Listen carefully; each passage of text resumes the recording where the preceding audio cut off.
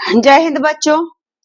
देखिए इस प्रश्न में क्या कहता है कि निम्नलिखित परिमेय संख्या में कौन ऋणात्मक है, कौन धनात्मक है और कौन न धनात्मक न ऋणात्मक।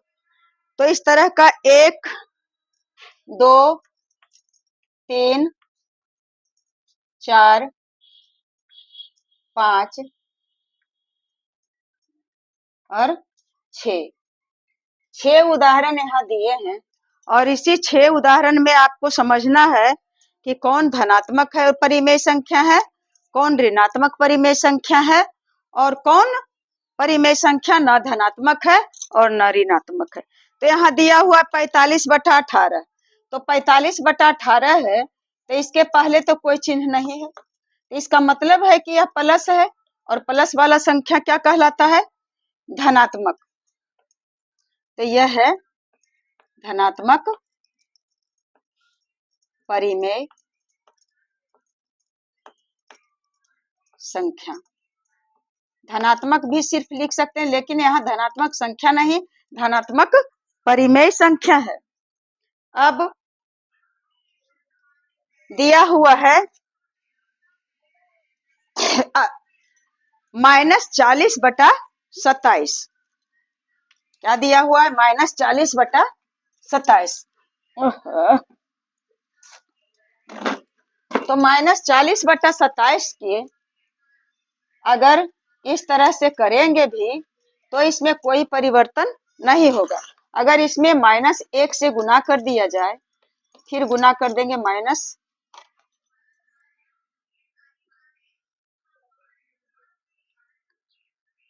ऊपर में यदि माइनस है, पहले हम लोग अगर परिमेय संख्या रहेगा तो देखेंगे आंख खोल करके बंद करके नहीं, कि यदि ऊपर यानी अंश बटा के ऊपर वाला संख्या में अगर कोई संख्या नहीं है तब तो दोनों धनात्मक में आ गया, लिख दिए धनात्मक परिमेय संख्या।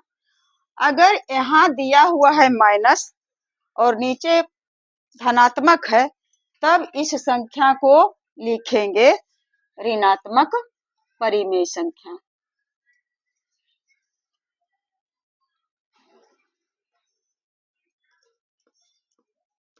ऋणात्मक परिमेय संख्या। इसे माइनस और प्लस से भी संबोधित कर सकते थे, लेकिन जगह है, बता रहे हैं समझ जाइएगा। तो आप ऐसे भी सिर्फ इसे प्लस कर देते कि धनात्मक है, इसे माइनस कर देते कि ऋणात्मक है।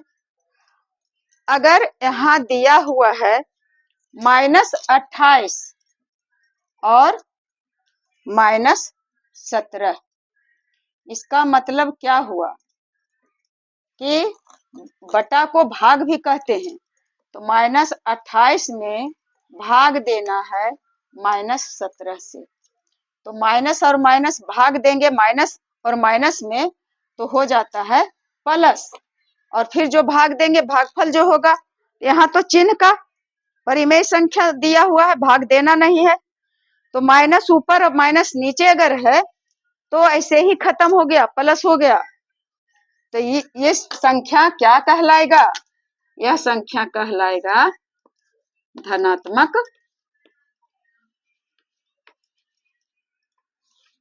परिमेय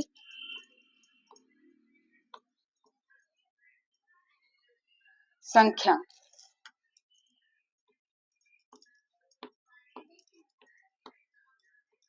हालांकि जो भी बताते हैं क्या कहते हैं कि अगर माइनस का चिन्ह है तो पहचान है ऋणात्मक है और प्लस का है तो धनात्मक, परंतु यहाँ दिया हुआ है परिमेय संख्या की बात है बच्चा। परिमेय संख्या में यदि ऊपर और नीचे अंश और हर दोनों में अगर माइनस दिया हुआ है तो माइनस हट जाता है, माइनस माइनस कट गया और बच गया 28/17, और 28/17 क्या है, परिमेय संख्या है। हटाएं या तो नहीं हटाएं, अगर दोनों में है तो यह हटा ही समझा जाता है। यहाँ दिया हुआ है 56 बटा -19। कितना दिया हुआ है? 56 और बटा -19। अब 56 बटा -19 है तो कहता है कि यह कौन संख्या है। तो पहले नंबर तो मोटा मोटी जान ले कि जिसका बटा के नीचे माइनस है तो झट सा क्या समझेंगे कि ऊपर प्लस हो गया और नीचे वाला जो माइनस है वह ऊपर चला गया। नीचे जो -19 दिया हुआ है वह क्या बन गया? -56 बन गया और -19 था वह क्या बन गया? प्लस बन गया। तो ऋणात्मक और धनात्मक किससे जाना जाता है? बटा के ऊपर वाला से। तो ऊपर वाला है क्या? यहाँ तो है ऊपर धनात्मक, तो यह नहीं कि बटा के ऊपर में धनात्मक है तो हम धनात्मक संख्या लिख देंगे, धनात्मक परिमेय संख्या। नहीं, कब नहीं लिखेंगे?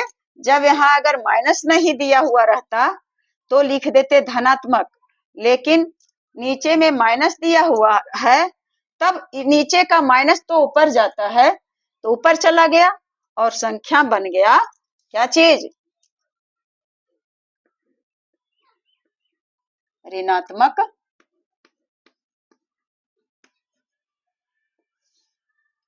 परिमेय संख्या।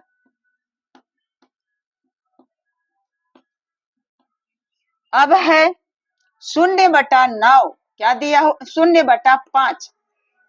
तो जिस शून्य में यदि किसी संख्या से भाग दिया जाए, नहीं भाग दिया हुआ है 5 से, शून्य में भाग दे 10 से, शून्य में भाग दे 1 से, शून्य में भाग दे 12 से, शून्य में भाग दे 14 से, चाहे शून्य में किसी भी संख्या से शून्य में भाग दे 10,000 से, अरब से, खरब से, कुछ से, तो उसका समझा जाता है कि वह शून्य है। तो जब शून्य आ गया तो क्या लिखेंगे? शून्य को न धनात्मक या न ऋणात्मक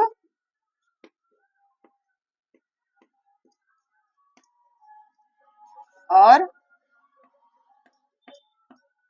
न धनात्मक।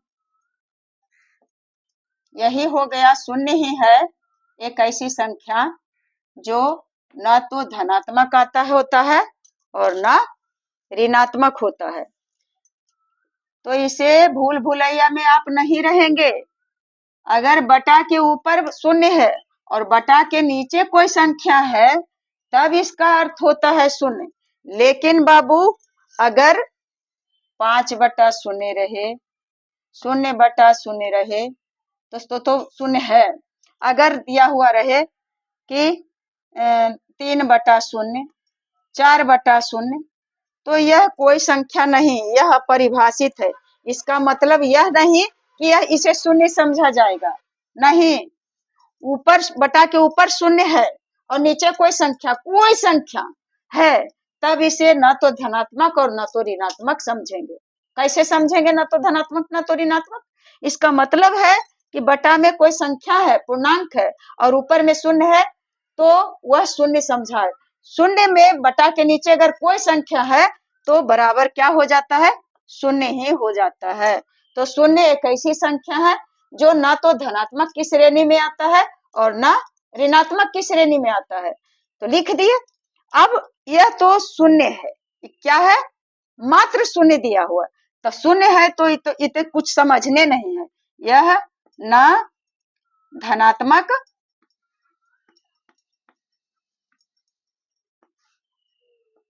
न ऋणात्मक। बस यही एक संख्या को आपको गांठ बांध लेना है कि शून्य न धनात्मक में आता है और न ऋणात्मक में आता है। अब आप लोग किसी भी संख्या को झटपट बदल दे सकते हैं। कौन संख्या को? परिमेय संख्या को। अगर यहाँ दिया हुआ रहे -5/8 तब तो यह कुछ नहीं बदलना है, ऋणात्मक संख्या है। अगर दिया हुआ है 3/-5 तो झट कर देंगे -3/5। अगर दिया हुआ है 0/6 तो इसे क्या कर देंगे, 0 कर देंगे। अगर दिया हुआ है 5/-17, अगर दिया हुआ है 7/-10, अगर दिया हुआ है 4/-5 तो इसे क्या लिखा जाएगा, क्या कैसे इसका कोई भी काम कैसे चलेगा, संख्या क्या समझा जाएगा, ऋणात्मक की धनात्मक इसे लिख दे या तो सही बदला जा सकता है, तो बदल करके क्या होगा, इस तीनों को कौन संख्या है यह नहीं लिखना है, बस बदल करके और आपको लिखने का कोशिश करेंगे। इतना बताने के बाद तो आप लोग समझ ही गए होंगे कि कौन धनात्मक कौन ऋणात्मक और कौन न धनात्मक न ऋणात्मक होता है। तो अब शाम होने वाली है, गर्मी बहुत है बाबू। अब मैं वीडियो को लास्ट करती हूँ और आप लोगों से निवेदन है कि बस कुछ नहीं कहेंगे, न लाइक न कमेंट न शेयर न सब्सक्राइब, बस आप वीडियो को पूरा देखिए ताकि उसमें जो कुछ बताया गया है, जो कुछ छिपा हुआ है सीखने वाली बातें, वह आप लोग सीख सकें।